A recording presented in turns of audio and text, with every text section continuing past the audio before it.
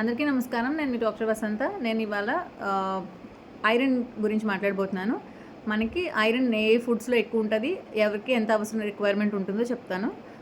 మగవాళ్ళలోని ఇంకా ఎవరికైతే నెలసరిలు ఆగిపోతాయో post menopausal women వీళ్ళలో వచ్చేసి మనకి 8-9 మిల్లీగ్రాముల వరకు ఐరన్ అవసరం రోజుకి.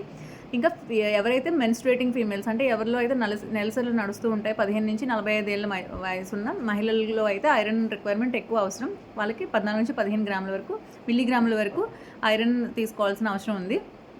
ఐరన్ అబ్జార్ప్షన్కి మనకి ముఖ్యంగా వైటమిన్ సి కావాలి. అంటే నిమ్మరసం కానీ ఉసిరికాయలు కానీ ఇలాంటివి తీసుకుంటే మనకి ఐరన్తో పాటు ఇవి మనకి బాగా ఐరన్ అబ్జార్ప్షన్కి యూజ్ అవుతాయి అన్నమాట. ఐరన్ నార్మల్గా వీళ్ళలో ఎందుకు ఎక్కువ రిక్వైర్మెంట్ అంటే వీళ్ళలో వచ్చేసి ఇంకా pregnant ladies and lactating females అంటే ఎవరైతే బాలింతలు ఇంకా గర్భిణులు వీళ్ళలో కూడా ఎక్కువ అవసరం ఉంటుంది. ప్లస్ ఎదిగే పిల్లల్లో కూడా ఐరన్ అవసరం ఎక్కువ ఉంటుంది. నార్మల్గా మన బాడీలో ఒకసారి ఐరన్ వెళ్ళిన తర్వాత అది బయటకు పోవడానికి అసలు ఆస్కారం లేదనమాట.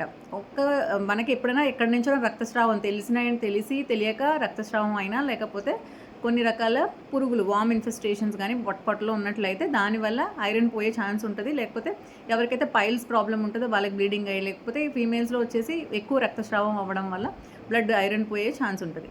సో వీళ్ళు వచ్చేసి ఫుడ్ ఏం తీసుకోవాలి అంటే ముఖ్యంగా మనకి నాన్ వెజ్లో వచ్చేసి మటన్లో ముఖ్యంగా లివర్లోని కిడ్నీలోని ఎక్కువ ఉంటుంది.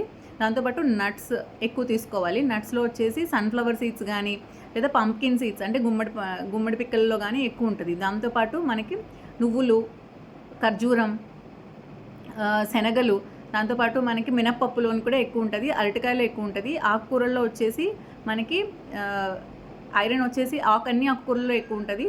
ప్లస్ ఉల్లికాడలు, దాంతోపాటు మునగాకులో వచ్చేసి వైటమిన్ సి కూడా ఉంటుంది. సో అది అబ్జార్ప్షన్కి యూస్ అవుతుంది అనమాట. దాంతోపాటు ఫ్రూట్స్లో వచ్చేసి అంజీరా, డ్రై ఫ్రూట్స్లో వచ్చేసి ఎండు ద్రాక్ష, ఇంకా హోల్ గ్రెయిన్స్ అంటే వీటిలో కూడా ఎక్కువ ఉంటుంది. ప్లస్ మనకి బాదం పప్పు అండ్ కిస్మిస్లో వీటిల్లో ఎక్కువ ఉంటుంది. దీంతోపాటు పామిగ్రనేట్ అంటే దానిమ్మలో కూడా ఎక్కువ ఐరన్ ఉంటుంది. అంజీరాలో ఎక్కువ ఐరన్ ఉంటుంది. ద్రాక్షలో ఉంటుంది. ప్లస్ వాటర్ మెలన్లో ఉంటుంది. సో మనం ఎవరికైతే ఐరన్ లోపం ఉందో వాళ్ళు ఈ ఫుడ్ తీసుకోవడం వల్ల ఐరన్ బాడీలో పెరిగే ఛాన్స్ ఉంటుంది అన్నమాట. Thank you.